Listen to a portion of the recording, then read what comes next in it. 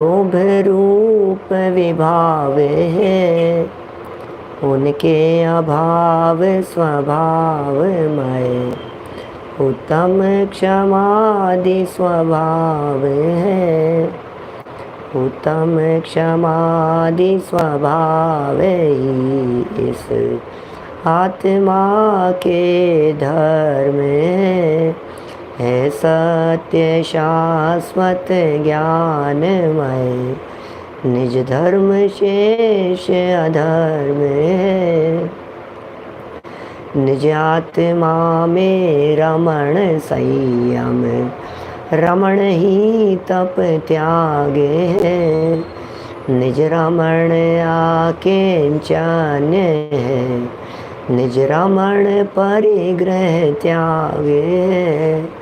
निज रमणता ब्रह्मचर्य है, निज रमणता 10 धर्म है।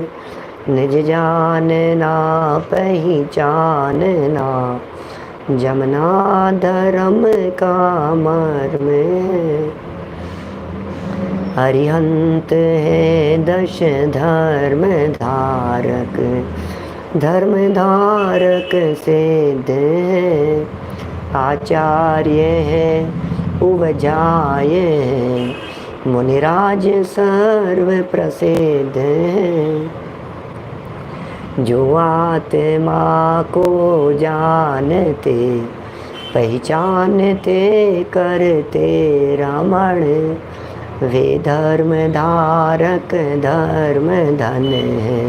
उन्हें हम करते नमन, उन्हें हम करते नमन। 10 लक्षण महापर्व का यह परम मांगलिक प्रसंग है। इस महान प्रसंग के अवसर पर हम रोजाना एक एक धर्म की आराधना कर रहे हैं, लेकिन वास्तव में आराधना धर्म की नहीं, आत्मा की करनी है। क्योंकि एक एक धर्म की आराधना करने से धर्म प्रकट नहीं होते, और एक आत्मा की आराधना करने से 10 धर्म अपने आप प्रकट हो जाते हैं। इतने सालों से 10 लक्षण धर्म की आराधना कर रहे हैं, फिर भी आखिर ये 10 लक्षण धर्म क्यों नहीं प्रकट हुए? क्योंकि हमने क्षमा की आराधना तो की, लेकिन क्षमा स्वभावी आत्मा की आराधना नहीं की। हमने मार्दव की आराधना तो की, लेकिन मार्दव स्वभावी आत्मा की आराधना नहीं की। इसी तरह से आर्जव, शौच, सत्य, संयम, तप और आज त्याग धर्म की आराधना कर रहे हैं। माने भाई भेद रूप श्रद्धान से ये धर्म प्रकट नहीं होते, अभेद आत्मा के श्रद्धान से ये 10 धर्म स्वयमेव अपने आप प्रकट हो जाते हैं। बगड़ा जी साहब नैरोबी से बोलो, आत्मा की आराधना करो तो अपने आप प्रकट हो जाएंगे ये सब धर्म। तो यहाँ जो हम आज चर्चा करने वाले हैं, ये त्याग की करें कि आत्मा की करें? बोलो क्या करना है? अब आप कहेंगे साहब फिर तो आत्मा की करो, जिससे 10 धर्म प्रकट हो हमारी परिणति में। लेकिन समस्या ये है कि आत्मा आत्मा कहते रहने से काम नहीं चलेगा। उसे समझने के लिए, आत्मा के स्वरूप को समझने के लिए भेद करके समझा और समझाया जाता है। इसलिए हम जो यहाँ 10 लक्षण धर्मों की आराधना 10 दिनों में कर रहे हैं, ये भेद रूप आराधना है अभेद वस्तु को समझने के लिए। समझना तो अभेद आत्मा को है, समझना तो अपने स्वरूप को है, लेकिन समझने की विधि क्या है? बोले जैसे हमने ये समझा कि आत्मा में ज्ञान है, जैसे हमने समझा आत्मा में दर्शन है, चारित्र है, सुख है, वीर्य है, शक्तियाँ हैं, जीवत्व है, चिति है, दृष्टि है, जैसे हमने ये सब बातें समझी है, इसी तरह से आत्मा में एक त्याग नाम का धर्म है। क्या साहब क्या बात कर रहे हो आप? त्याग नाम का धर्म है, एक शक्ति है कि साहब हमने तो सुना है कि त्याग नहीं कर सके ऐसी शक्ति है, और आप कह रहे हो त्याग नाम की शक्ति है। क्या कि हाँ, एक त्याग नाम की शक्ति है। वो त्याग शक्ति क्या काम करती है? जगत के किसी भी पदार्थ को ग्रहण न करने की योग्यता ये त्याग शक्ति का काम है। आज तक अनादिकाल से किसी पर द्रव्य को इसने ग्रहण किया ही नहीं, ग्रहण कर सकता ही नहीं। ये मेरा सौंदर्य है, ये मेरी सुंदरता है। इसे चैतन्य की सुंदरता कहते हैं, इसे आत्मा की सुंदरता कहते हैं, इसे वस्तु की सुंदरता कहते हैं। और यदि आपको त्यागोपादान की बात जाननी है तब तो कई बार शक्तियाँ आपने पढ़ी सुनी है। आत्मा में एक ऐसी भी शक्ति है जिस शक्ति के कारण न तो पर वस्तु का ग्रहण होता है न पर वस्तु का त्याग होता है। ऐसी 16 नंबर की शक्ति त्यागोपादान शून्यत्व नाम की शक्ति है। इसका मतलब यह हुआ कि आज त्याग धर्म के माध्यम से हम आत्मा के त्यागोपादान शून्यत्व स्वरूप को देखेंगे। आज हम इस त्याग धर्म के माध्यम से आत्मा की एक त्याग शक्ति को देखने का प्रयत्न करेंगे।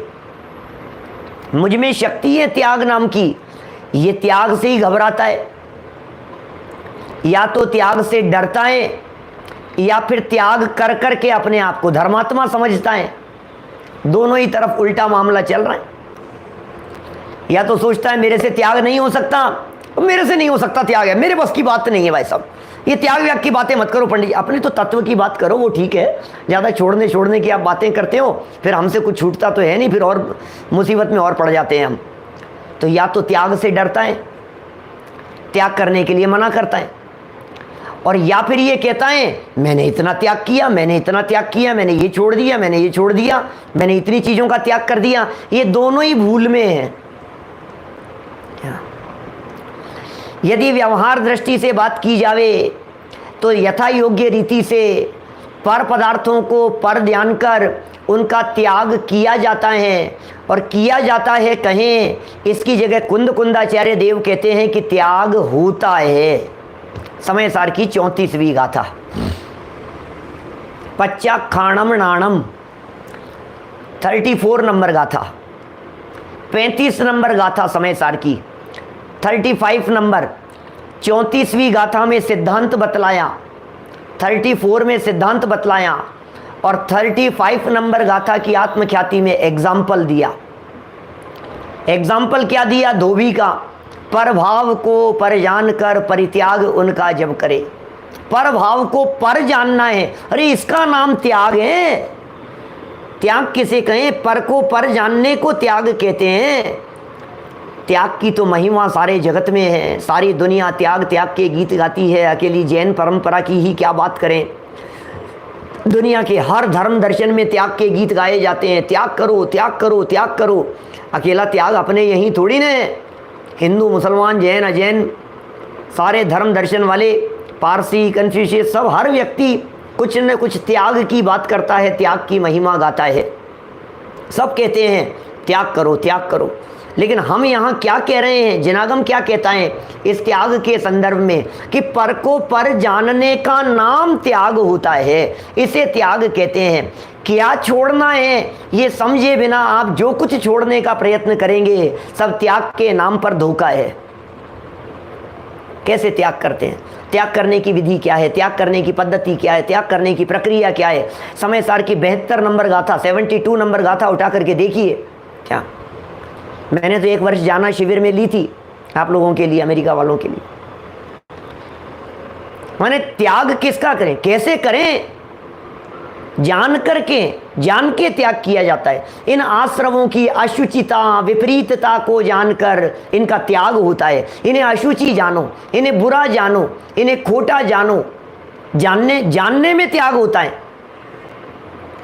पच्चाखाणम नाणम कुंदाचार्य देव त्याग की परिभाषा ये बना रहे हैं कि ज्ञान में त्याग होता है। ज्ञान के अतिरिक्त दुनिया में कहीं त्याग करके बताओ, हमारे को बताओ तो सही, आप त्याग करके कैसे करते हैं। आपने कभी किसी चीज़ का त्याग किया है भाई साहब? अतुल भाई, किसी चीज़ का त्याग किया है? अरे किसी का क्या, बहुत चीज़ों के त्याग किए। जैसे आलू छोड़ दिए, जमीकंद छोड़ दिए, सब कुछ नहीं खाते हैं, अभक्ष्य भक्षण का त्याग कर दिया, सब किया है ना आपने। तो कैसे क्या किया त्याग करने में, क्या किया? चिराग भाई त्याग करने में क्या किया? मुझे मालूम है आप भी नहीं खाते आलू, तो अब नहीं खाते तो त्याग किया कैसे? आलू का त्याग किस तरह से किया? क्या पालविया जी, आप तो वीगन है ना, दूध का त्याग है आपके, क्या कैसे किया त्याग आपने, कैसे किया? हे आलू, ऐसे ऐसे हाथ में उठाओ, आलू को हाथ में उठाओ। हे आलू, मैं आज के बाद तेरा त्याग करता हूं। ऐसे ऐसे ऐसे त्याग होता है। त्याग कैसे करते हैं? त्याग किस तरह से किया जाता है? हे आलू, मैं तुझे छोड़ता हूं, ऐसे सिंगई जी, इस तरह से त्याग होता है। आज तक किस किस चीज का त्याग किया है आपने इस तरह से? नहीं, तो फिर क्या किया कि बस हमने अपने दिलो दिमाग में इस बात को ठान लिया कि आज के बाद हम इसका सेवन नहीं करेंगे, हो गया त्याग। और क्या होता है त्याग? कहाँ किया है ये त्याग? यही तो हुआ है ना, माइंड में ही तो हुआ है, दिमाग में ही तो किया है सब कुछ अपने ज्ञान में ही तो हो रहा है। सारी त्याग की प्रक्रिया ज्ञान में संपन्न हो रही है और हम दुनिया के पदार्थों को छोड़ने में लगे हैं। हमने इसको छोड़ दिया, हमने इसको छोड़ दिया, हमने इसका त्याग कर दिया, हमने इसका त्याग कर दिया। अरे भाई साहब, बहुत बड़ी गलतफहमी में है। दुनिया की चीज तो छूटी हुई है। आलू आपके थे कहाँ जिनको छोड़ोगे? क्या? अच्छा, मुझे आलू का त्याग करना है तो पहले बाजार से आलू लाने पड़ेंगे। अरे मेरे पास तो घर में है ही नहीं, मैं कैसे त्याग करूं? क्या करें? जमीकंद का त्याग करने के लिए पहले सारे जमीकंद को घर में लाओ, फिर एक एक को उठा करके उसको धरो कि अब मैं इसका त्याग कर रहा हूं, अब मैं इसका त्याग कर रहा हूं। ऐसे त्याग होता है क्या? सिर्फ ये जान लिया ये सेवन करने योग्य नहीं है, सिर्फ ये जान लिया ये खाने योग्य नहीं है, सिर्फ दिमाग में ऐसा समझ लिया कि आज के बाद मैं इसका सेवन नहीं करूंगा और दृढ़ रहूंगा, बस इस मजबूती का नाम त्याग होता है। त्याग तो किया, परिणाम उत्तर बढ़ते रहने चाहिए, ऐसा टोडरमल जी साहब का आदेश है। पेज नंबर 239 पर मोक्ष मार्ग प्रकाशक में त्याग करने के बारे में कहते हैं, प्रतिज्ञा लेने का विधान बतलाते हैं। 239 नंबर पेज पर पूरा पैराग्राफ दिया, कैसे प्रतिज्ञा लेवें, कैसे त्याग करें, कैसे नियम लेवें। परिणाम उत्तर बढ़ते हुए होने चाहिए, वर्तमान परिणामों के भरोसे ही छोड़ करके मत बैठ जाना। किस तरह से नियम लिए जाते हैं, यहाँ तो त्याग का प्रसंग है। हम तो समझते ही नहीं है त्याग को। सारी दुनिया त्याग के नाम पर दान देने और दान इकट्ठा करने पर लगी हुई है। यहाँ तो दान दो, आज के दिन मंदिरों को, ट्रस्टों को, संस्थाओं को, सबको दान दो आप। क्यों? क्योंकि त्याग धर्म का दिन है ना। त्याग और दान, इनमें कितने अंतर हैं, मैं आज बहुत चर्चा नहीं करूंगा उसके संदर्भ में। मुझे मालूम है प्रतिवर्ष सुनते हैं आप लोग, मैं भी सुनाता हूं हर साल। मुझे भी सुनाते सुनाते अपनी पौन जिंदगी तो निकल गई, सुनाते सुनाते हर साल वही दान त्याग में अंतर बताता हूं। और सारे पुराने प्रवचनों के अंदर रिकॉर्डिंग भी है, वो सब दादा के प्रवचनों में, दादा की पुस्तक में, सब जगह पर धर्म के 10 लक्षण में वही चर्चाएं हैं। यदि विकल्प आएगा तो 2-4 मिनट कर लूँगा उनके अंतर की चर्चा तो इतनी कर सकता हूँ कि पौन घंटा 1 घंटा अंतर ही अंतर बतलाता रहूँ दान और त्याग में। लेकिन असली त्याग क्या है? मैं कहाँ करूँ त्याग, मैं कैसे करूँ त्याग? कुंदाचार्य देव कह रहे हैं कि तू पर को पर जान तो त्याग होगा। पर को पर जानना मात्र है। समस्या ये है, आज तक अनादिकाल से पर पदार्थों को अपना माना है, सिर्फ यही काम हुआ है, पर अपना हुआ नहीं। और हमने पर को अपना बनाने की चेष्टाएं बहुत की। पर यदि अपना बन जाता तब तो हमारा ये प्रयास सार्थक होता। लेकिन अनादिकाल से आज तक अनंत प्रयत्न कर लेने के बावजूद भी दुनिया का कोई भी पदार्थ मेरा बना ही नहीं है, दुनिया की कोई भी वस्तु मेरी हुई ही नहीं है। और क्या हाथ लगा है? दुख के अलावा और क्या हाथ लगेगा? तकलीफ के अलावा और क्या हाथ लगेगा? बतलाइए मेरे को। भिखारीपन की वृत्ति बनी रही इस तरह की, इससे हो जाएगा, इससे ऐसा हो जाएगा, इससे ऐसा हो जाएगा, मैं ऐसा कर दूंगा, मैं ऐसा कर दूंगा। करने के नाम का बस बोझ सवार है माथे पर। इसलिए पर को नहीं छोड़ना है, पर में करने धरने की मान्यता को छोड़ना है। वस्तु का त्याग नहीं करना है, वस्तु के प्रति ममत्व का त्याग करना है, एकत्व का त्याग करना है, कर्तृत्व का त्याग करना है, भोक्तृत्व का त्याग करना है, राग द्वेष का त्याग करना है, विभाव का त्याग करना है। अरे भाई साहब, मैं आपकी जो संपत्ति है, क्या उस संपत्ति का त्याग नहीं करता हूं? उस संपत्ति का त्याग मुझे नहीं करना है। मैं होता कौन हूं उस संपत्ति का त्याग करने वाला? त्याग पराई वस्तु का नहीं होता है क्या? जो भी चीज होगी पराई, मतलब उसको पर जानना, इसका नाम ही त्याग हो जाता है। बस इतना जान लिया कि ये मेरा नहीं है, खेल खत्म। अब छोड़ने में कितनी देर लगेगी? हो सकता है छोड़ने में थोड़ा टाइम लग जावे।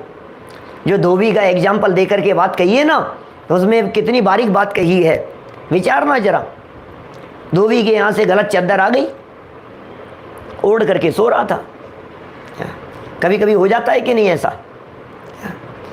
चादर नहीं होती होगी तो कुर्ता तो आपका क्यों होगा जी? कुर्ता तो मेरा होगा, आप लोग थोड़ी ना पहनते हैं। तो हो जाता है कई बार ऐसा, ड्राई क्लीन वाले के यहाँ से कुर्ता आता है तो गलत आ जाता है। अब समस्या तब और ज़्यादा बड़ी हो जाती है कि 5-7 देते हैं क्या, अब जब खोलते हैं तब तक महीना 1.5 महीना निकल जाता है क्या, और फिर जाकर के बात करते हैं तो वो कहता है कौन सा पता नहीं किससे एक्सचेंज हुआ, पता नहीं कहाँ गया, ख़त्म हो जाती है बात। अभी स्थिति यह है कि वो चादर ओढ़ करके सो रहा था और इतने में कोई दूसरा व्यक्ति आया, ये मज़े से सो रहा है और दूसरे व्यक्ति ने आकर के चादर को खींच लिया। ए भैया ये तो मेरी चादर है, क्या बात करते हो? अभी तो ड्राई क्लीन करवा करके लेकर के आया हूँ, मेरी ही है। कि नहीं मेरी है। तो क्या करें? बोले लक्षणों से पहचान लो। तो पहचान किया, अरे यार आप ही की है, ले जाओ। नहीं आप ओढ़ करके सो लो, अभी नहीं चाहिए मुझे कोई बात नहीं, बाद में कल ले जाऊंगा मैं। क्यों? अब उसको भी चिंता नहीं है, जिसकी चादर थी उसे भी चिंता नहीं है। जैसे पहले सो रहा था उसी तरह से अभी भी सो रहा है। तो क्या हुआ? अंदर से सिर्फ इतनी सी बात बदल गई कि ये जिसे मैं ओढ़ करके सो रहा हूं ये चादर मेरी नहीं है। सम्यक दृष्टि ज्ञानी जीव के जीवन में त्याग होता है भाई साहब।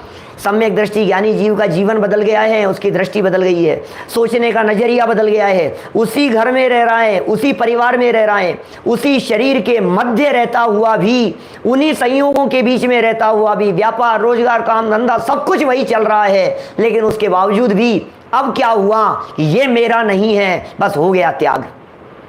ममत्व बुद्धि नहीं है, एकत्व ममत्व कर्तृत्व भोक्तृत्व बुद्धि नहीं है। किसके? ज्ञानी के, सम्यक दृष्टि ज्ञानी जीव के। एकत्व बुद्धि का त्याग हो गया, ये है असली त्याग। यहां तो हम दान को ही त्याग समझते हैं, कुछ दे दिया हमने त्याग कर दिया। अरे नहीं, वो त्याग नहीं है। त्याग करने के बाद में विकल्प खड़ा नहीं होता है। विकल्प यदि खड़ा हो रहा है तो समझ लेना कि अभी त्याग नहीं हुआ है। जिस वस्तु का त्याग कर दिया जाता है उसके बाद में विकल्प खड़ा नहीं होता है। हमारे दिमाग में तो बहुत वजन है। जहां विकल्प आ गया तो इसका मतलब त्याग ही क्या किया।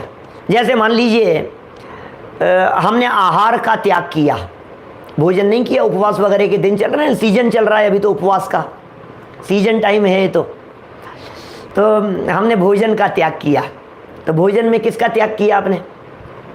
फिर मैं वही कहूँगा किस तरह से त्याग किया। आज तो घर में भोजन बना ही नहीं था, जब बना ही नहीं था तो त्याग कैसे कर दिया आपने? कि नहीं खाना नहीं है, इस विकल्प का त्याग किया ना, मुझे खाना नहीं है, ये विकल्प छोड़ा हमने। अब छोड़ने के बाद भी यदि हमारे दिलो दिमाग में वही विकल्प चल रहा है, जिग्नेश भाई, यदि वही विकल्प हमारे दिलो दिमाग में चल रहा है तो फिर भोजन तो हो गया। आत्मा जड़ भोजन को तो करता पहले भी नहीं था, सिर्फ भोजन करने का विकल्प ही करता था। और अभी भी क्या किया? विकल्प तो कर लिया, तो भोजन तो हो गया। तो छोड़ना तो विकल्प है ना, सारा खेल विकल्पों का है। एक राजा के सर में बाल नहीं थे, गंजा था, 60 साल की उम्र थी, 30-35 साल का होता तो सर में बाल कोई उपचार हो जाता। लेकिन उसको तो पता नहीं क्या सूझी कि मैं तो आईने के सामने खड़ा होता हूँ, मिरर के सामने देखता हूँ, मुझे अपनी शक्ल अच्छी नहीं लगती है। नगर में जितने वैद्य थे, जितने डॉक्टर थे, जितने हकीम थे, जितने होम्योपैथिक वाले थे, एलोपैथिक वाले थे, आयुर्वेद थे, सबको बुला लिया। मैं कुछ नहीं जानता हूँ, 7 दिन के अंदर अंदर मेरे सर में बाल उगने चाहिए, ऐसी दवाई चाहिए। बोलो क्या करें? बहुत कोशिश की, माथा खराब हो गया। तो 60 साल का बूढ़ा आदमी, क्या 60 वाले बूढ़े मत समझना अपने आप को, मैं तो कह रहा हूँ 80 के बूढ़े समझ लो, क्योंकि अभी तो 60 वाले लोग सामने दिखते हैं, हमें टेंशन हो जाती है कि पंडित जी हमारे को बूढ़ा कह रहे हैं। भैया मैं बूढ़ा नहीं कह रहा हूँ, गवर्नमेंट बूढ़ा कह रही है यदि वो आपको रिटायर्ड कर रही है तो, है ना। अब उसको तो बहुत टेंशन, और उसको क्या टेंशन, 7 दिन का अल्टीमेटम दे दिया संजय जी। अब 7 दिन की घोषणा कर दी कि भाई साहब मैं कुछ नहीं जानता हूं, आपको ये कुछ ना कुछ करना है कि साहब बहुत मुश्किल है, मैं कुछ नहीं जानता, तुम लोग इतने लोग हो, सबके सब बेकाम के बैठे हुए हो, कोई काम नहीं करते हो, 7 दिन का समय कुछ भी करो आप। अब सबके सब बहुत कोशिश क्या कर ली, कुछ था ही नहीं उपचार क्या होता है, कोई उपाय नहीं हो सकता है। अभी तो राजाओं के ज़माने की बात कर रहा हूँ, आज का समय होता तो हेयर ट्रांसप्लांट करवा लेते कि महाराजा आओ आप तो बैठो, आपका ऑपरेशन कर देते हैं हम, और लगा देते हैं, बिग लगा देते हैं, ये कर देते हैं, कोई भी दुनिया भर की झंझट है। वो तो ज़माना बहुत पुराना था, उस समय तो ऐसी कोई टेक्नोलॉजी थी नहीं। बीरबल के ज़माने की बात कर रहा हूँ। समस्याएं दिख रही थी, 6 दिन निकल गए, हर व्यक्ति उदास दिखाई दे रहा है, और ये कह दिया यदि 7 दिन के अंदर अंदर नहीं होगा, एक भी नहीं बचेगा, सबके सबको मैं फांसी पे चढ़ा दूंगा एक ही दिन, ये मेरा आदेश है। और सब जानते थे कि राजा थोड़ा सा सनकी है, सनकी मतलब समझ गए ना, थोड़ा सा टॉप फ्लोर खाली है उसकी, ऐसा। तो अब क्या करें, तो सब 1 दिन 2 दिन 3 दिन 6 दिन निकल गए, सब टेंशन में। 7वां दिन सुबह, अब राजा बुलाने वाला है, पता नहीं कब आदेश आ जाए, घबराहट, सब लोग बैठे हुए हैं, मीटिंगें चल रही है आपस में, ये तो बहुत बड़ी मुसीबत में फंस गए, नगर छोड़ करके भाग जाएं, क्या करें, अब तो मौत दिखाई दे रही है। सारे लोग बाहर जैसे चौपाल लगा करके बैठ जाते हैं ना, ऐसे बाहर बरामदे में बैठे हुए हैं। अब समस्या ही नहीं दिख रही, समाधान ही नहीं दिख रहा कुछ भी, सबके चेहरे लटके हुए उदास। नीतीश जी किसको बुलाएं, बीरबल को बुला लेते हैं, बीरबल के अलावा और कौन आएगा ऐसी समस्या के से निपटारे के लिए। तो बीरबल आए, उधर से निकल रहे थे, और उन्होंने एकदम पूछा कि क्या बात है, कौन से वैद्य जी की डेथ हो गई है, क्या मतलब कि नहीं आप लोग सब डॉक्टर लोग सब लोग बैठे हुए, कौन से डॉक्टर, बड़े डॉक्टर का स्वर्गवास हो गया, आप सबके चेहरे इतने उदास दिखाई दे रहे हैं, हो क्या गया। बोले डॉक्टर एक नहीं मरा है, सारे डॉक्टर मरने वाले हैं। क्या ये कहाँ मरने वाले हैं, कैसे मरने वाले हैं, ऐसा कैसे हो सकता है, क्या हो गया तुम लोगों को। बोले राजा साहब ने इस तरह का आदेश दिया है, कोई दवाई की बात कही। अरे यार क्या तुम भी क्या बात करते हो, इतनी सी दवाई लाओ, कोई दवाई की शीशी लेकर के आओ, मैं कुछ करता हूँ, कोई उपाय करता हूँ। और दवाई की खाली शीशी फटाफट दौड़ करके लाए गए और उनको दिया बीरबल को, और दवाई की शीशी थी, उस दवाई की शीशी को खोला, खोलने के बाद में उसमें से सारी दवाई को निकाल करके ज़मीन पर पटक दिया उसने। पास में नल था, नल में से उस शीशी को भरा, ढक्कन बंद किया, और ढक्कन बंद करके ला करके दे दिया, लो तुम्हारी दवाई तैयार हो गई। अरे बीरबल क्या करते हो आप, आजकल कुछ मंत्र तंत्र भी करने लग गए हो क्या, ये क्या है। बोले ये बात बाद में करना, पहले महाराजा को ले जा करके सब मिल करके चले जाओ, और महाराजा को ले जा करके दे दो, उन्हें कह दो कि हमने बहुत मेहनत करके ये तैयार की है, आप इसे लगाएंगे, 7 दिन के अंदर अंदर आपके सर में बाल आ जाएंगे, दवाई तो तैयार हो गई है, और हम सब वादा करते हैं कि ऐसा काम हो जाएगा, अदरवाइज आप हमारे को फांसी पे चढ़ा देना, कोई बात नहीं, अब हमने मेहनत तो की है, 7 दिन के अंदर इतना टाइम तो लग गया, लेकिन थोड़ा सा परहेज ध्यान रखना।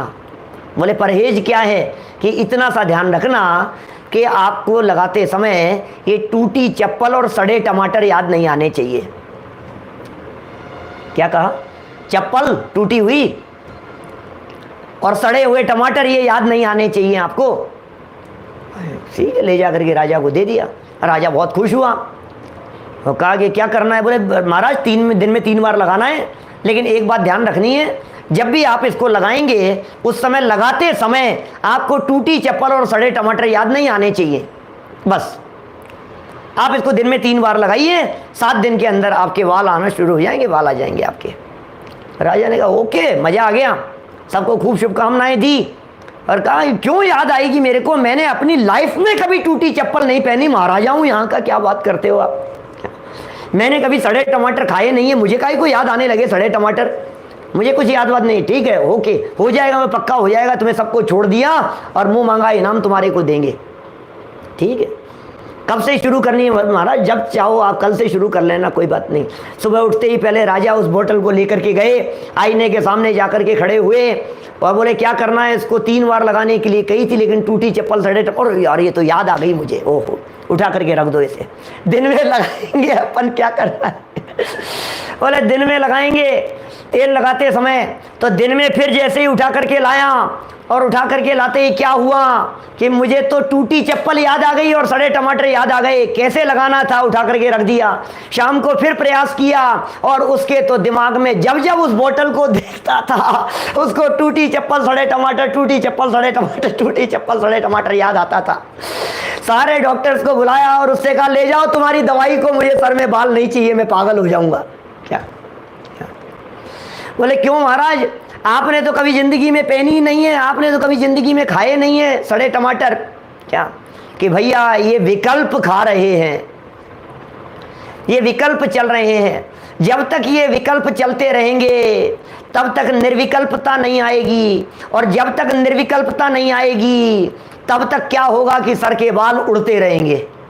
ये बाल ही तो उड़ रहे हैं और क्या हो रहा है? कर्तृत्व के अभिमान में, अनादिकाल से कर्तृत्व के अभिमान में अपने बाल उड़ते रहे हैं, पर कर्तृत्व में बाल उड़ते रहे हैं। निर्विकल्प होने की विधि जिनागम में बतलाई गई है, लेकिन ये निर्विकल्प होना चाहता है संयोगों को इकट्ठा करके, ये निर्विकल्प होना चाहता है पदार्थों को छोड़ करके। अरे कह रहे हैं तेरे छोड़ने से छूटते नहीं हैं, इस बात को स्वीकार क्यों नहीं करता है? दुनिया में 2 तरह के मूर्ख लोग हैं अतुल भाई। 99% लोग तो सुखी होने के नाम पर जोड़ना जोड़ना जोड़ना जोड़ना जोड़ना चाहते हैं। 99% लोग सुखी होने के नाम पर उनके दिल और दिमाग में जोड़ने की धुन सवार है, सिर्फ जोड़ना है। इकट्ठा कर लो, इकट्ठा कर लो। जितने डॉलर बढ़ते जाएंगे, जितने पैसे बढ़ते जाएंगे, जितनी संपत्ति बढ़ती जाएगी, प्रॉपर्टी जितनी बढ़ती चली जाएगी, बैंक बैलेंस जितना बढ़ता चला जाएगा, बैलेंस शीट में जितनी वृद्धि होती चली जाएगी, हम सुखी हो जाएंगे। सुखी होने के नाम पर जोड़ने जोड़ने की धुन सवार है। ये पहले तरह के मूर्ख लोग हैं विनय सिंघई जी, ये पहले तरह के मूर्ख लोग हैं, जोड़ने जोड़ने की धुन सवार है जिनके माथे पर। लेकिन दूसरे प्रकार के लोग क्या, अब उन्हें 1% कहो, 0.1% कहो, 0.01% कहो, मैं तो कहता हूं बचे हुए लोग समझ लो आप। वे कैसे हैं? सुखी होने के नाम पर छोड़ने छोड़ने की धुन सवार है। आज मैंने इसका त्याग कर दिया, आज मैंने इसका त्याग कर दिया, आज इसको छोड़ दिया, आज इसको छोड़ दिया, घर छोड़ दिया, अब मैंने ये पैंट शर्ट पहनना छोड़ दिया। अच्छा गजब हो गया, तो क्या बस कुर्ता पजामा पहनते हैं क्या? अब मैंने कलर्ड कपड़े पहनना छोड़ दिया, अब सिर्फ वाइट पहनता हूँ। अच्छा अब मैंने कुर्ता भी पहनना छोड़ दिया, अब तो मैं बस वो चादरा ओढ़ करके रहता हूँ। अब मैंने ये भी छोड़ दिया, रात को छोड़ दिया, खाना छोड़ दिया, फिर रात को पानी छोड़ दिया, फिर ये तो छोड़ा ही था, उसके पौन घंटे पहले सब छोड़ दिया। अरे भाई छोड़ छोड़ करके सुखी होना चाहता है। जिनागम ये कह रहा है पहले ये नक्की तो कर कि तू क्या छोड़ सकता है और क्या नहीं छोड़ सकता है, क्या छोड़ने योग्य है और क्या ग्रहण करने योग्य है। इसे समझे बिना उत्तम त्याग धर्म मनाना सार्थक नहीं हो पाएगा प्रमोद जी भाई साहब। उत्तम त्याग धर्म मनाने के लिए हमें यह समझना पड़ेगा कि मैं किसे छोड़ूं और किसे ग्रहण करूं। 7 तत्व पढ़े हैं, सब जानते हैं 7 तत्व। क्या हाँ साहब 7 तत्व तो पढ़े हैं। अच्छा कौन कौन से हैं? जीव, अजीव, आश्रव, बंध, संवर, निर्जरा, मोक्ष, ये 7 तत्व हैं। जानते हो इन 7 तत्वों के बारे में? क्या खूब जानते हैं, आपको तो प्रवचन कर दे मैं पूरा 7 तत्व के बारे में, आप क्या बात कर रहे हो? 7 तत्व की कौन से ग्रंथ की परिभाषा बतलाएं आप बताओ? सारी परिभाषाएं याद है कि अच्छा इनके बारे में कोई भूल, अरे भूल भी सारी याद है हमारे को। कहो तो छेड़ाला से भूल बतला दें, कहो तो मोक्ष मार्ग प्रकाशक के 4थे अध्याय से 7 तत्व की भूल बतला दें, कहो तो 7वें अध्याय से भूल बतला दें। अरे खूब भूल है, इतनी भूलें ऐसी रटी पड़ी है। क्या अपना अंश पर में नहीं मिलाना, पर का अंश अपने में नहीं मिलाना, और ऐसा ऐसा सारा फटाफट। तन उपजत अपनी उपज जान, तन नशत आपको नाश मन। 7 तत्वों के बारे में सब बातें बराबर हमारे दिलो दिमाग में सेट है, बिल्कुल नक्की। अच्छा हे गे उपादेय जानते हो? हे गे उपादेय जानते हैं ना? क्यों नहीं जानते? हे मतलब क्या होता है? हे माने छोड़ने योग्य, ज्ञेय माने क्या होता है, जानने योग्य, और उपादेय माने ग्रहण करने योग्य। उपादेय माने जो ग्रहण करने योग्य है वो उपादेय है, जो छोड़ने योग्य है वो हेय है, ठीक है। और जो छोड़ने योग्य और ग्रहण करने योग्य नहीं है, सिर्फ जानने योग्य है, वो ज्ञेय है, बराबर। अब 7 तत्वों में नक्की करूं क्या हेय है, क्या ज्ञेय है, क्या उपादेय है। बताओ भाई पौरांग भाई, क्या करें? इन 7 तत्वों में से हेय क्या है, उपादेय क्या है, उपादेय क्या है, ज्ञेय क्या है, जानने योग्य क्या है। मोक्ष क्या चीज है, मोक्ष क्या है? हम कहेंगे साहब उपादेय है। मोक्ष तो उपादेय है, पक्का कि हाँ मोक्ष उपादेय है। भाई जानने योग्य तो सभी थे, क्योंकि जान करके ही तो उनको छोड़ेंगे, ग्रहण करेंगे, सब कुछ ऐसा होगा ना। तो मोक्ष तत्व तो उपादेय है, बराबर। अच्छा, संवर और निर्जरा के क्या हालचाल है?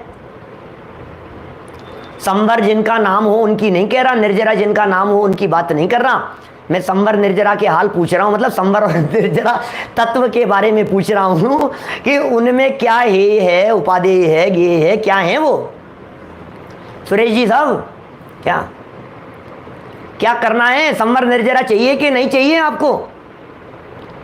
ये साहब चाहिए, चाहिए, संवर निर्जरा तो चाहिए, मतलब उपादेय है कि नहीं? 100% आंशिक उपादेय है, ठीक है, ठीक है साहब, आंशिक उपादेय, ओके ओके, आंशिक उपादेय हो गया संवर और निर्जरा। आश्रव और बंध के क्या हाल है? तो जिनवाणी ये कहती है आश्रव और बंध हेय है, आश्रव और बंध छोड़ने योग्य है। अच्छा, और अजीव तत्व क्या है? अजीव जानने योग्य, ज्ञेय है। नितेश जी सही जवाब, जानने योग्य है, ज्ञेय मात्र है, अजीव तत्व। और जीव तत्व कैसा है? बोले आश्रय करने योग्य है, परम उपादेय है। अब ये तो याद हो गई ना, पक्की कर लेना इस बात को दिमाग में अपने, एक बार थोड़ी देर के लिए सेट कर लेना। जीव तत्व श्रद्धेय है, ज्ञेय भी है, उपादेय भी है, आश्रय करने योग्य है, अपनापन करने योग्य है जीव तत्व। अजीव जानने योग्य है, आश्रव और बंध छोड़ने योग्य है, संवर निर्जरा आंशिक उपादेय है और मोक्ष पूर्ण उपादेय है प्रकट करने की अपेक्षा से। छोड़ने योग्य क्या था? छोड़ने योग्य क्या? आश्रव और बंध। अब मैं ये कह रहा हूं, यदि ये 7 तत्व ढंग से पढ़े होते तो आज त्याग धर्म के दिन गड़बड़ नहीं होती। अब आलू का नक्की करो पहले अपने। आलू की काफ़ी चर्चा चल रही है, मैं कोई छोड़ने वोड़ने की बात नहीं कर रहा अभी आप लोगों से, आप लोगों ने तो छोड़े ही होंगे, इतना तो मैं मान के ही चलता हूँ। लेकिन मुझे तो सिर्फ ये बतला दो, आलू कौन सा तत्व है? अरे आलू भी तत्व हो गया, पंडित जी ये गजब कर रहे हो आप। आलू कौन सा तत्व? नहीं, तत्व तो होगा कुछ ना कुछ, तत्व, तत्वार्थ कहते हैं ना अपन, तो तत्व तो होना चाहिए। आलू जीव तत्व है कि अजीव तत्व है कि आश्रव तत्व है कि बंध संवर निर्जरा मोक्ष तत्व है, क्या है? तो सुनो, बहुत स्पष्ट शब्दों में कहता हूं, आलू अजीव तत्व है। क्या? टीवी क्या है? टीवी, घर में जो बड़ी स्क्रीन लगी है ना, वो टीवी क्या है? जीव है, अजीव है, आश्रव बंध संवर निर्जरा मोक्ष क्या है? तो बोले टीवी भी अजीव तत्व है, जड़ है। पुद्गल नवधर्म अधर्म काल ये सब अजीव है, पक्का हो गया? हाँ साहब बिल्कुल अजीब है, कोई बात नहीं है। तो भैया अजीब हैं, तो अब मेरा प्रश्न यह है कि आलू छोड़ने योग्य है या नहीं है? आलू छोड़ने योग्य है या नहीं है? पंडित जी देखो बहुत खतरनाक बात कह रहा हूं, घबराना नहीं। ऑपरेशन चल रहा है, बीच में ऑपरेशन थिएटर में बीच में उठ गए तो मारे जाओगे क्या? ऑपरेशन टेबल पर ऑपरेशन के बीच में उठते नहीं है, उठ गए तो मर गए। आंखें खुली रखना, दिमाग खुला रखना। मुझे मालूम है बहुत सारे साधर्मी नए नए होंगे, लेकिन कुछ मैं महत्वपूर्ण तथ्य आपको कहना चाहता हूं। आलू अजीव तत्व है, और अजीव तत्व सिर्फ ज्ञान का विषय होता है। अजीव तत्व हेय नहीं होता, अजीव तत्व में उपादेय नहीं होता।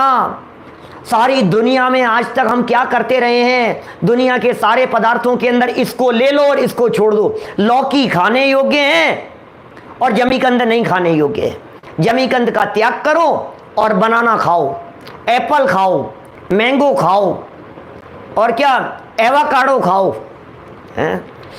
तो ये तो खाने योग्य है, ठीक है वंशु भाई, ये तो ग्रहण करने योग्य है और ये छोड़ देने योग्य है। सप्त व्यसन, नॉनवेज छोड़ देने योग्य है। नॉनवेज तो छोड़ने योग्य है ना, ये तो होगा ही साहब, कैसी बात कर रहे हो आप, नॉनवेज छोड़ने योग्य नहीं होगा क्या? और वेजिटेरियन, और वो तो लेने योग्य है। अब मैं ये पूछ रहा हूँ, ये जो नॉनवेज है, जो दिख रहा है, जो एग दिख रहा है, मान लीजिए ये जो दिख रहा है सामने आंखों से दिखाई दे रहा है, ये जीव तत्व है, अजीव है, आश्रव वन संवर नजरा मोक्ष क्या है? यदि ये अजीव तत्व है तो ये छोड़ने योग्य नहीं है। आलू छोड़ने योग्य नहीं है, सप्त व्यसन छोड़ने योग्य नहीं है, जमीकंद छोड़ने योग्य नहीं है। अरे मेरे उपदेश को उल्टा मत ग्रहण कर लेना, फिर कहता हूं क्या ये कुछ छोड़ने योग्य नहीं है। अरे महाराज क्या बात कर रहे हो, हमारे एक पंडित जी पहले आए थे और वे सब छुड़वा करके चले गए, आज आपने अच्छा बतलाया कि ये कुछ छोड़ने योग्य नहीं है क्या? बिल्कुल, क्योंकि ये अजीब तत्व है, ये ज्ञेय है। लेकिन सुन, तो फिर हम कल से खा सकते हैं ना? अरे ये किसने कही, ये कहां से आ गई बात कि हम कल से खा सकते हैं? हम तो ये कह रहे हैं कि वो ज्ञेय है, आलू तो अजीब तत्व है। अरे जड़ दिख रहा है हमारे को सामने, इसलिए अजीब तत्व कह रहा हूं। उसका स्पर्श है, उसका रस है, उसमें गंध है, उसमें वर्ण है, पौद्गलिक पिंड स्पष्ट दिखाई दे रहा है क्या? पत्नी भी हमारे लिए अजीब तत्व है। मैं नहीं लिख रहा हूं, सब सामने चैट में लिखा हुआ है, हमारे लिए अजीब तत्व है। ठीक है, कोई बात नहीं। तो फिर नहीं छोड़ें कि हाँ मत छोड़ो, तो फिर खा लेवें कि नहीं, कि यार ये अजीब मुसीबत है, छोड़ने के लिए मना करते हो, खाने के लिए मना करते हो। हम करें क्या कि सुनो, आलू अजीब तत्व है और आलू खाने का भाव जो राग भाव है वो आश्रव तत्व है। त्याग किसका करना है, आलू का करना है कि आश्रव का करना है? क्योंकि हेय अजीब तत्व नहीं है, आश्रव तत्व हेय है। छोड़ने योग्य आश्रव है, छोड़ने योग्य राग है, छोड़ने योग्य विकारी भाव है, छोड़ने योग्य अपने परिणाम है। राग का त्याग करो, अपनेपन का त्याग करो, तन्मयता का त्याग करो, आसक्ति का त्याग करो, वो त्यागने योग्य है, क्योंकि वो आश्रव तत्व है, वो छोड़ने योग्य है। तो आलू नहीं छोड़ना, आलू के प्रति राग छोड़ना है, और जिसने राग छोड़ा उसका आलू अपने आप छूट गया। नॉनवेज नहीं छोड़ना, नॉनवेज के प्रति राग छोड़ना, अरे वो तो छूटा हुआ ही है, वो तो परद्रव्य है, उसे क्या छोड़ेंगे। लेकिन उसके प्रति जो राग था, ये राग आश्रव तत्व है, ये राग छोड़ने योग्य है। मैं त्याग धर्म की चर्चा कर रहा हूं भाई साहब, किसको त्यागना है, त्याग किसका करना है, हमें पता ही नहीं है किसका त्याग करना है। पर वस्तु का त्याग कर सकता ही नहीं है, पर वस्तु के त्याग करने की योग्यता नहीं है, सामर्थ्य नहीं है। अनादिकाल से आज तक किसी पर वस्तु को ग्रहण किया नहीं, अनादिकाल से आज तक किसी पर वस्तु को छोड़ा नहीं, कैसे छोड़ेगा, कैसे ग्रहण करेगा? त्यागोपादान शून्यत्व नाम की शक्ति है, शक्ति है, ये कमजोरी नहीं है, शक्ति है, पावर है एक ऐसी। पर वस्तु ने मेरे में प्रवेश नहीं किया, मैं पर के साथ में जाकर के मिला नहीं हूं, ऐसी योग्यता। कौन से धर्म की चर्चा चल रही है? त्याग ये धर्म है, ये वस्तु का स्वरूप है। जीव ने पुद्गल को ग्रहण नहीं किया, पुद्गल ने जीव को ग्रहण नहीं किया, दो द्रव्य एक दूसरे के साथ में मिले नहीं है। ये शक्ति जिसमें है उसका नाम है त्यागोपादान शून्यत्व शक्ति, और इस शक्ति की स्वीकृति जिस पर्याय में होती है तो प्रकट हो जाता है त्याग धर्म। जब ये जो पावर अपने में मौजूद है, ये जो त्यागोपादान शून्यत्व वाली जो पावर मौजूद है, पर का ग्रहण और त्याग नहीं होता है, ये जो शक्ति, सामर्थ्य और योग्यता मौजूद है, इस योग्यता की स्वीकृति जिस ज्ञान पर्याय में होती है वो हुआ त्याग का ज्ञान। इस योग्यता का श्रद्धान जब होता है वो हुआ त्याग का श्रद्धान, और इस योग्यता की स्वीकृति पूर्वक ग्रहण और त्याग का विकल्प टूट जाता है, यह हुआ त्याग धर्म। ये चारित्र गुण की पर्याय है। पर वस्तु का त्याग ये जड़ की क्रिया है। क्या जय कुमार जी साहब, अमित बढ़ जाते हैं जी, क्या कह रहे हैं? पर वस्तु का त्याग ये जड़ की क्रिया है। पर वस्तु मुझसे भिन्न है, यह ज्ञान, ये ज्ञान गुण का काम है, ये त्याग का ज्ञान है। इसकी श्रद्धा ये त्याग का श्रद्धान है। क्या?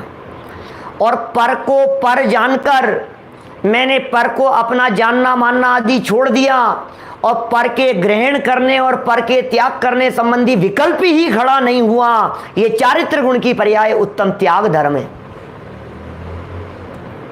क्या है उत्तम त्याग धर्म? बोलो। हम किसे त्याग धर्म समझ रहे थे? हमें तो ऐसा लग रहा था पंडित जी आज कुछ ना कुछ त्याग कराएंगे। क्या कुछ ना कुछ त्याग कराएंगे आज? तो आप कहोगे तो करा भी देंगे, और करा तो दिया हमने। क्या त्याग कराया है? जब हमने आश्रव का त्याग कराया तो दुनिया की सर्व वस्तुओं के प्रति जो खोटी बुद्धि थी उसका त्याग हो गया। तब सब तो त्याग करा दिए हमने। अब कौन सा कोई एक एक का नाम गिना गिना करके त्याग थोड़ी ना कराया जाता है।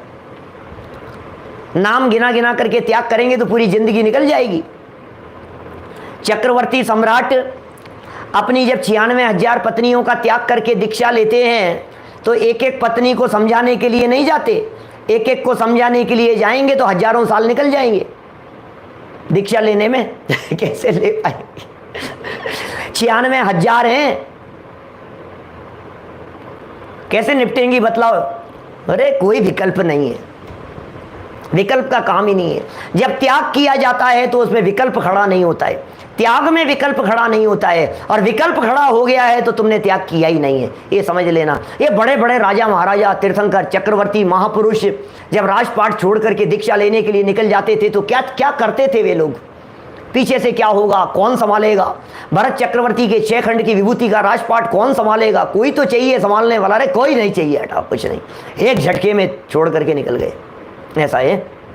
आपको मालूम है दशरथ के पिता जब दशरथ का राज तिलक करके गए उस समय दशरथ की उम्र क्या थी? क्या 6 महीने के थे? क्या 2-3 बातें सुनी है? 6 महीने के थे। कहीं ऐसा सुना कि 6 महीने के गर्भ में थे, कहीं सुना कि 1 महीने के थे। क्या जब पिता दीक्षा लेकर के गए तब की बात कर रहा हूँ। अरे ऐसे कैसे इतने से बच्चे के राज तिलक करके चले गए? कि नहीं, घटना दूसरी है, घटना अलग प्रकार की है। इनके जो दशरथ के जो बड़े भाई थे, अनंतरथ था उनका नाम। जब दशरथ के पिता को दीक्षा लेने का परिणाम आया तो अपने बड़े बेटे अनंतरथ को बुलाया और कहा कि बेटा हम दीक्षा लेने के लिए जा रहे हैं, वैराग्य परिणाम जागृत हुआ है, प्रातः काल की बेला में हम तुम्हारा राज्याभिषेक करके निकल जाएंगे, अब इस राजपाट को तुम संभालो, हम जा रहे हैं। बेटे ने प्रश्न कर दिए पिताजी के सामने। ठीक है पिताजी, ओके, आप जा रहे हैं, राजपाट मुझे संभला करके, अच्छी बात है, लेकिन मेरे प्रश्नों का जवाब दीजिए। दो प्रश्न हैं छोटे छोटे से। अब पिताजी मेरे, आप जवाब नहीं देंगे तो कौन जवाब देगा? कि बस इतनी सी बात मुझे बतला दीजिए कि जो राजपाट आप मुझे दे करके जा रहे हैं, इस राजपाट में सुख है या नहीं है? आप मेरा राज तिलक करके जा रहे हैं ना, आपने तो सोचा होगा कि मैं बहुत खुश होऊंगा, अब राजा बन जाएगा, राजा बेटा तो कहते थे आज तक, अब बेटा वास्तव में राजा बनने जा रहा है और राज तिलक हो रहा है, खुश हो जाएगा। लेकिन पिताजी एक बात का जवाब दीजिए आप मुझे, ये राजपाट जो आप मुझे दे करके जा रहे हो इसमें सुख शांति है या नहीं है? सुनो सुनो, पिताजी भी सोच में पड़ गए।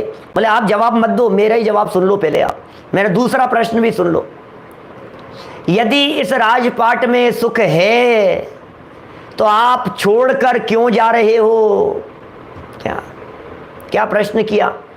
यदि इसमें सुख है तो आप छोड़कर क्यों जा रहे हो? और यदि इसमें सुख शांति नहीं है तो इस जंजाल में मुझे फंसाकर क्यों जा रहे हो? बोलो क्या जवाब होता? कि बेटा बात तो सच्ची यही है कि इसमें सुख तो नहीं है, सुख तो अपने में ही है, सुख तो अंदर में है। सुख तो अंदर स्वभाव में भरा है। आनंद से भरा पूरा तत्व इस देह देवालय में विराजमान है, जो स्वयं प्रभु है, जो स्वयं परमात्मा है। सच्ची बात तो यही है। बस पिताजी मुझे कुछ नहीं सुनना है। जिस निर्णय पर पहुंचने में आपने अपनी जिंदगी के 50 साल लगा दिए, उस निर्णय पर पहुंचने में मैं अब अपनी जिंदगी के 5 मिनट भी बर्बाद नहीं करना चाहता। आपके साथ में दीक्षा लूंगा। क्या होगा पीछे से राजपाट का कि बोले जो होगा सो हो जाएगा। दशरथ क्या क्या उम्र थी, कुछ नहीं, जो होगा सो हो हुआ जाएगा। विकल्प नहीं करते। जब त्याग का परिणाम आता है, जब वैराग्य का परिणाम आता है, जब दीक्षा का परिणाम आता है, जब छोड़ करके चले जाने का परिणाम आता है, तो विकल्प नहीं खड़ा होता है कि कौन संभालेगा पीछे से, क्या होगा। होगा जो हो जाएगा, हमें कुछ नहीं करना है। अरे भैया कौन किसको संभालता है। आज यदि आपने ये सोच लिया कि मैं तैयारी करके जाऊं, संभाल करके जाऊं, संभला करके जाऊं, अरे जब प्राण निकल जाएंगे तब कौन आएगा संभालने के लिए, ये भी तो बताओ। आज तो हमें विकल्प आ रहा है कि नहीं नहीं कौन संभालेगा, जब प्राण निकल जाएंगे तब क्या होगा। एक बात ध्यान रखना, मरने से पहले कभी किसी के काम पूरे होते नहीं हैं, कभी पूरे नहीं होते हैं। आप सोचो ये काम पूरा कर लूंगा, उसके बाद ये काम पूरा कर लूंगा, उसके बाद बस ये और हो जाए, बस पंडित जी अपने तो आखिरी काम है, बस पंडित जी अपने तो। उसके बाद मरने से पहले कभी किसी के काम पूरे होते नहीं हैं। और दूसरा वाक्य कहता हूं, मरने के बाद किसी के भरोसे काम अधूरे रहते नहीं हैं। मैं मर जाऊंगा तो बेटे की शादी होगी कि नहीं होगी, सब हो जाएगी, चिंता मत करना। ये सोचता है कि मैं नहीं होऊंगा तो कैसे होगी, है? मैं नहीं करूंगा तो कौन करेगा। अरे सब होगा, क्या सब जगह पर सब काम होते हैं। हमें तो अपना विचार करना चाहिए, अपने बारे में विचार करो। अरे इन शक्तियों के बारे में विचार करो, इस चैतन्य आत्म तत्व के बारे में विचार करो, इस त्रिकाली ध्रुवात्म तत्व के बारे में विचार करो। ये भगवान आत्मा अंदर में भरा पूरा तत्व है, जिसमें कहीं गुंजाइश नहीं है किसी चीज का त्याग करने की, जिसमें कहीं गुंजाइश नहीं है किसी पर वस्तु को ग्रहण करने की। मुझे ग्रहण नहीं करना, मुझे त्याग नहीं करना, मुझे त्याग नहीं करना, इस श्रद्धान का नाम सच्चा त्याग धर्म है। क्या कहा? आपको लगता है त्याग करना है, त्याग करना है, त्याग धर्म का दिन है। हम कह रहे हैं मैं त्याग कर नहीं सकता। ये सच्चा श्रद्धान जब प्रकट हो जाएगा तब सच्चा त्याग धर्म होगा। सारी दुनिया कहाँ भाग रही है, कहाँ लग रही है। अरे पंडित जी कुछ तो बातें दान में लग रही है। मैं सच में दान की चर्चा आज मैं बहुत बुद्धिपूर्वक बैठा था इसी विकल्प से कि आज मैं दान को बीच में नहीं लाऊंगा। आज दान त्याग के अंतर की चर्चा नहीं करूंगा मैं। और मैं अपने संकल्प में खरा उतरा हूँ, शायद बीच में मैंने एक आध जगह शब्द तो बोला था, लेकिन चर्चा जरूर नहीं की। हमें तो त्याग की बात करनी है, हमें तो धर्म की चर्चा करनी है, पुण्य की बात थोड़ी ना करनी है। एक और समस्या बड़ी दिखाई देती है इस त्याग के नाम पर। जिसने जितना त्याग किया वो उतना महान नजर आता है। ये बड़ी बीमारी है, एक बहुत बड़ी बीमारी है। इन्होंने कितना त्याग किया, इन्होंने कितना त्याग किया। 4 लोगों ने दीक्षा ली एक साथ, 4 लोगों ने एक साथ दीक्षा ली। एक व्यक्ति की खबर जो करोड़ों अरबों की संपत्ति के मालिक थे, उनकी खबर दूसरे दिन बड़े बड़े अक्षरों में न्यूज़पेपर में प्रकाशित हो जाती है कि साहब बाकी 3 ने भी, अरे इनके पास में था क्या। अरे क्या बात कर रहे हो आप, हैं? ये क्या हो गया है हमारी सोच को, ये क्या हो गया है हमारी बुद्धि को, हैं? ये बुद्धि का अजीर्ण नहीं है तो और क्या है। भाई साहब हमारे यहाँ त्यागियों की कीमत इस आधार पर नहीं होती है कि उन्होंने क्या छोड़ा है। हमारे यहाँ त्यागियों का ज्ञान, ध्यान, वैराग्य, संयम, तपस्या कितनी है, इसके आधार पर उनकी वैल्यू आंकी जाती है। कितने छोड़ने से बड़ा नहीं होता है। यदि आप छोड़ने से बड़ा छोटा मानने लगेंगे तो एक बहुत बड़ी समस्या खड़ी हो जाएगी। मैं आपसे पूछता हूं, शांतिनाथ भगवान बड़े त्यागी थे कि महावीर भगवान? बड़े कौन थे दोनों में से? ज्यादा महान कौन है दोनों में से? शांतिनाथ ने तो 96,000 छोड़ी थी, महावीर ने तो की नहीं थी शादी। क्या इन्होंने तो एक भी नहीं छोड़ी थी। अब क्या करें, कौन ज्यादा बड़ा त्यागी हो गया? शांतिनाथ स्वामी, कुंथुनाथ स्वामी, हरनाथ स्वामी, उन्होंने तो 6 खंड की विभूति का त्याग किया था। और ये तो राजकुमार थे, इनके पास में तो राजपाट भी नहीं था। इन्होंने किसका त्याग किया था कि अरे क्या छोड़ा है ये मत देखो, छोड़ने के बाद में क्या रखा है उसे देखो। यदि छोड़ने के बाद में आप मुनिराजों को देखेंगे तो सारे मुनिराज लाइन से हमारे को पीछे कमंडल वाले दिखाई दे रहे हैं। क्या छोड़ करके आए थे, बैकग्राउंड की बात मत करो, पीछे क्या था उसकी चर्चा मत करो, आज क्या है एट प्रेजेंट में उसकी बात कीजिए कि एट प्रेजेंट में इनके पास में पीछी कमंडल है, ज्ञान है, ध्यान है और तपस्या है। इनके पास में क्या है कि बोले ज्ञान ध्यान तपो रक्तस, बोले तपस्वियों में त्यागियों के अंदर छोटे बड़ेपन का भेद मत करो, दोनों त्यागी हैं, दोनों महान हैं, हमारे लिए दोनों मुनिराज महान है। एक और बड़ी बीमारी चालू हो गई है, कौन सी? एक तरफ तो छोड़ने से महानता और दूसरी तरफ इकट्ठा करने से महानता। क्या करूं भाई साहब, समाज के तो हाल ही बेहाल है, कहां कहां तक बात करें। हमने तो इससे महान मान लिया, अरे तुम्हें पता है बीटेक थे, एमटेक थे, ये किया था, साइंटिस्ट थे, दीक्षा ले ली, सॉफ्टवेयर इंजीनियर थे, ये ऐसे थे, करोड़ों की संपत्ति थी, और वहां बाहर पढ़ करके आए थे, फिर इन्होंने दीक्षा ले ली, और भाई साहब इनके तो बात ही कुछ और है, ये तो क्या है 6ठी क्लास पास।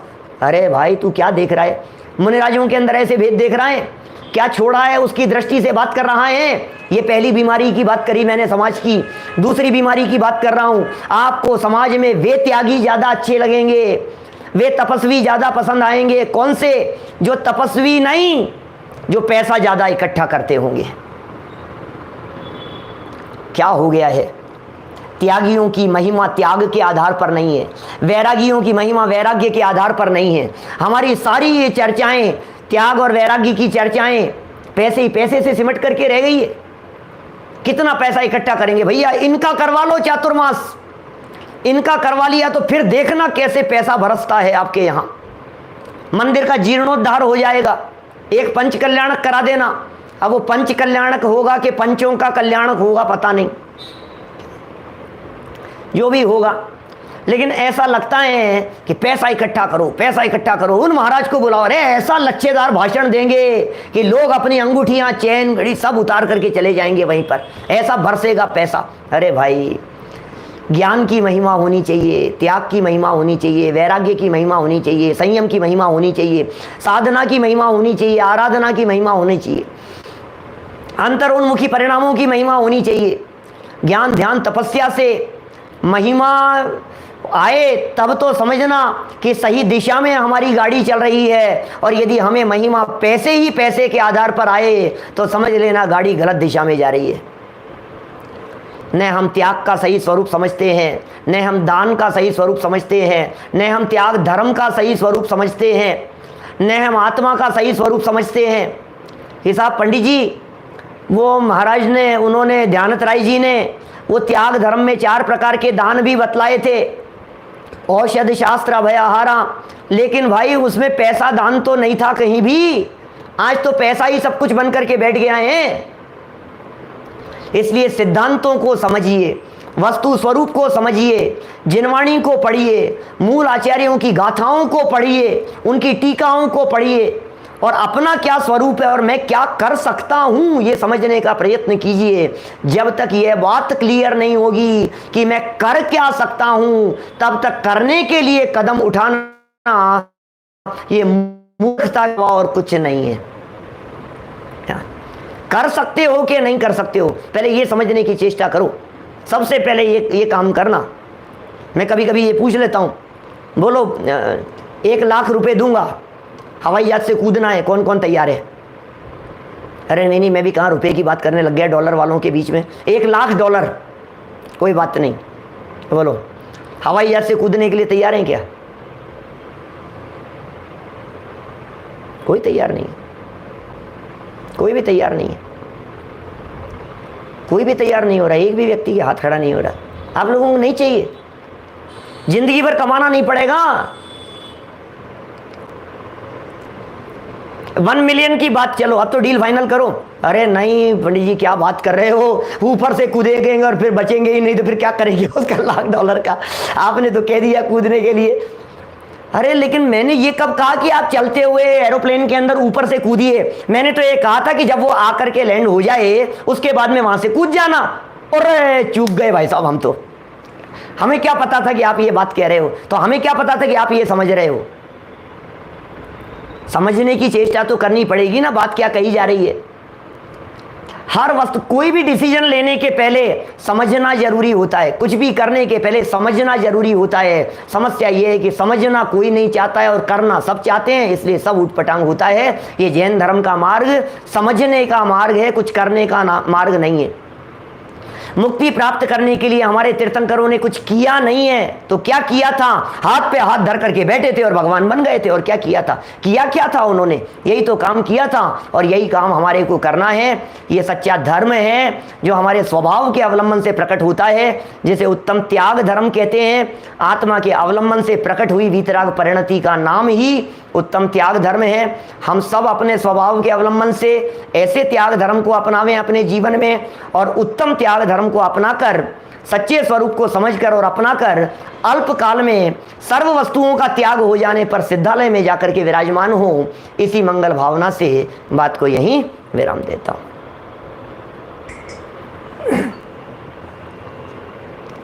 बहुत बढ़िया संजीव जी, उत्तम त्याग धर्म आपने तर्क और युक्ति से बहुत ही बढ़िया समझाया।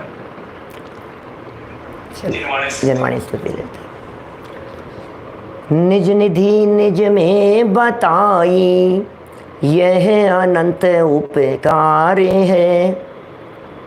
उसके लिए जिन वाणी माँ को वंदना शत बार है, वंदना शत बार है। 9 बार का बोल सकते।